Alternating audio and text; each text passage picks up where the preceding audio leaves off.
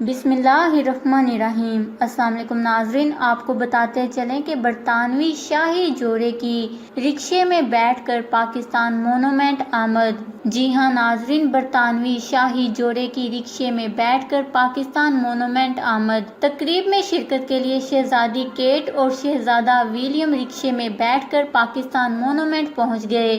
شاہی جوڑا رات کے کھانے کے لیے پاکستان مونومنٹ پہنچا، جہاں پاکستانی فنکار، غیر ملکی سفراء اور بہت سے مہمانوں نے ان کا استقبال کیا۔ اس موقع پر شہزادہ ولیم نے شیروانی زیب تن کر رکھی تھی، جبکہ شہزادی کیٹ نے پاکستانی جھنڈے کے رنگ والی سبز قمیض اور سفید شلوار پہنی ہوئی تھی۔ شاہی جوڑا رکشے میں بیٹھ کر تقریب میں پہنچا۔ ناظرین، اس سے پہلے آج صبح برطانوی شاہی جوڑا وزیر اعظم ہاؤس پہنچا، جہاں ان کا شاندار استقبال کیا گیا۔ وزیر اعظم عمران خان نے وزیر اعظم ہاؤس پہنچنے پر شہزادہ ولیم اور کیٹ مڈلٹن کا استقبال کیا۔